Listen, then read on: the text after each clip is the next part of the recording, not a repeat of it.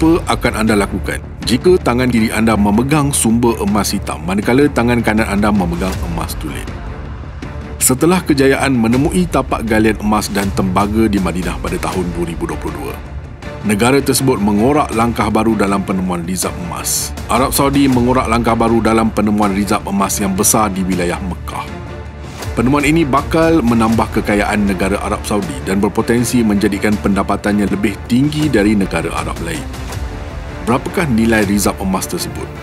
Bagaimana mineral dan rizab emas yang banyak dapat ditemui di negara yang diselubungi padang pasir?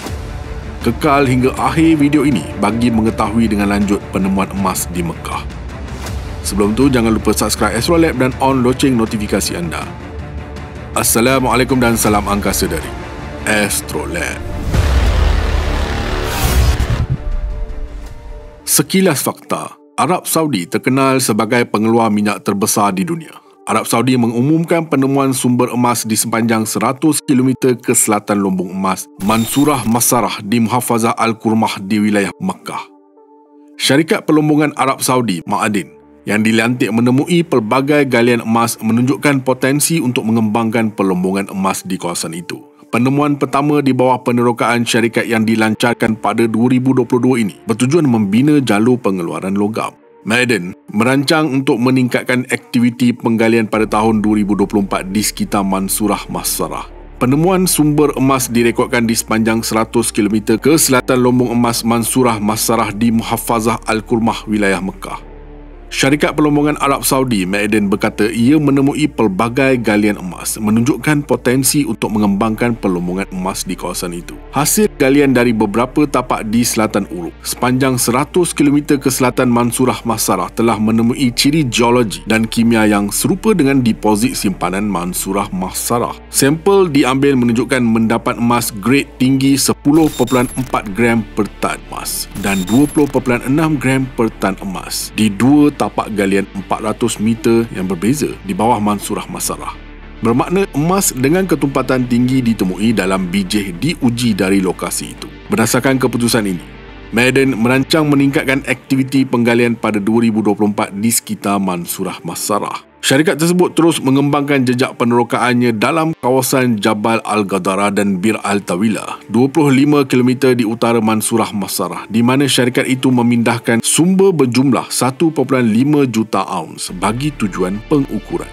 Penemuan ini memberi peluang bagi Mekah menjadi pusat kebangkitan emas terkini dunia dan merupakan sebahagian daripada strategi pertumbuhan syarikat yang menggali termasuk negara Arab Saudi itu sendiri. Penemuan ini merupakan demonstrasi penting potensi sumber mineral yang belum diterokai di Arab Saudi, menyokong kepelbagaian negara sejajar dengan wawasan 2030 dan menjadikan pelombongan sebagai tonggak ketiga ekonomi Saudi. Mansurah Masarah merupakan lumbung emas terbaru, terbesar dan paling maju dari segi teknologi di Arab Saudi dan menghasilkan 11,982.84 ounce emas pada 2022. Ini bermakna bijih yang diuji dari kawasan tersebut mempunyai ketumpatan emas yang tinggi. Disebabkan keputusan ini, Ma'adin merancang untuk meningkatkan operasi penggerudian di sekitar Mansurah Masarah pada tahun 2024 secara besar-besaran. Rizab 100 km ini berpeluang menjadi pusat jalur perdagangan emas kelas dunia utama Arab Saudi. Hasil penggerudian berhampiran lombong di sekitar Mansurah Masarah menunjukkan bahawa sumber itu terbuka pada kedalaman dan sepanjang rizab. Ini bermakna terdapat banyak kemungkinan untuk meningkatkan sumber di lombong dan mungkin juga menjadikan lombong bertahan lebih lama dengan membangunkan bawah tanah. Lombong tersebut mempunyai kapasiti emas hampir 7 juta ounce menjelang akhir tahun 2023 dan kapasiti pengeluaran 250,000 ounce tahun.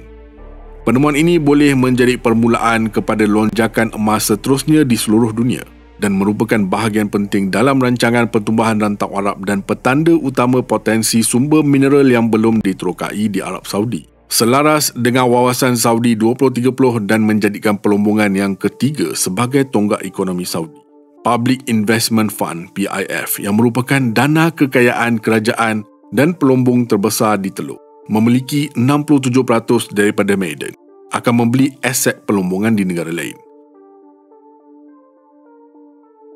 Fakta menarik yang anda perlu tahu ialah Mansurah Masarah adalah yang terbaru, terbesar dan memiliki keupayaan teknologi yang tinggi di Arab Saudi.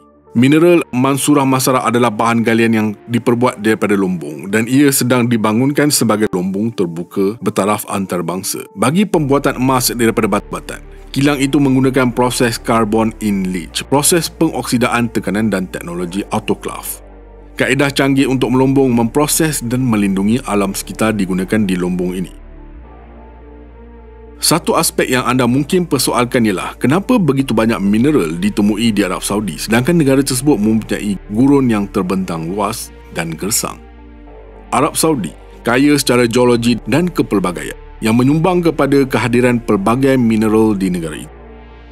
Beberapa faktor geologi menyumbang kepada kelimpahan dan kepelbagaian mineral di Arab Saudi, antaranya perisai Arab Nubia. Sebahagian besar Arab Saudi dilindungi oleh perisai Arab. Formasi geologi Prakambria yang luas yang menjangkau dari Jordan ke Yaman. Perisai ini terkenal dengan deposit mineralnya yang kaya, termasuk emas, tembaga, zinc dan logam asas yang lain. Proses geologi yang membentuk perisai Arab selama jutaan tahun telah mewujudkan keadaan yang menggalakkan untuk pengumpulan mineral. Selain dari faktor tersebut ialah aktiviti tektonik. Wilayah ini telah mengalami aktiviti tektonik yang meluas sepanjang masa geologi yang membawa kepada pembentukan pelbagai jenis batuan dan mendapan mineral.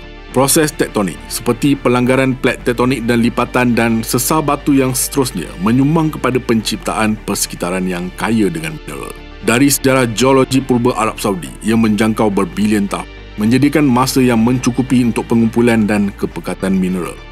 Zaman geologi yang berbeza telah menyumbang kepada pembentukan mendapan mineral yang pelbagai. Faktor persekitaran gurun, misalnya iklim Arab Saudi yang gersang terutamanya di padang pasir yang luas, boleh menyebabkan kepekatan mineral tertentu melalui proses seperti penyejatan. Dataran garam dan mendapan yang kaya dengan mineral boleh terbentuk dalam persekitaran ini. Seperti yang kita ketahui, Arab Saudi mempunyai rizab minyak dan gas. Walaupun bukan mineral dalam erti kata tradisional, Arab Saudi terkenal dengan rizab minyak dan gas yang besar. Proses geologi yang membawa kepada pembentukan hidrokarbon ini saling berkaitan dengan sejarah geologi yang lebih luas di rantau ini. Faktor yang seterusnya adalah yang paling penting, iaitu aktiviti gunung berapi. Beberapa bahagian Arab Saudi telah mengalami aktiviti gunung berapi yang boleh menyumbang kepada pembentukan mineral tertentu. Batuan gunung berapi mengandungi mineral berharga termasuk sulfur, fosfat dan lain-lain. Arab Saudi mempunyai 8 gunung berapi era Holocene yang sudah tidak lagi aktif dan antara yang paling popular ialah Hairat Khaibar yang terletak di barat laut Arab Saudi. Selain faktor kewujudan gunung berapi, kawasan tertentu di Arab Saudi mempunyai lembangan sedimen yang boleh menampung pelbagai mineral, termasuk yang terbentuk daripada pemendapan bahan organik dan bukan organik dari semasa ke semasa. Secara ringkas, sejarah geologi, aktiviti tektonik, iklim dan faktor lain telah mewujudkan persekitaran yang menggalakkan untuk pembentukan dan pengumpulan pelbagai mineral di Arab Saudi. Sumber mineral negara yang kaya mempunyai implikasi ekonomi dan usaha dilakukan untuk meneroka dan menggunakan sumber ini untuk pembangunan yang mampan. Simpanan emas di Arab Saudi boleh memberi kesan yang besar kepada ekonomi negara. Deposit emas boleh mempengaruhi faktor ekonomi seperti penjanaan hasil. Pelumbungan emas boleh menyumbang hasil yang besar kepada ekonomi Arab Saudi. Penjualan emas sama ada dalam bentuk emas mentah atau produk yang diproses mampu menjana pendapatan kerajaan dan swasta yang terlibat dalam industri pelumbungan. Kedua adalah menerusi peluang pekerjaan. Pembangunan dan operasi lumbung emas mewujudkan peluang pekerjaan untuk masyarakat tempatan.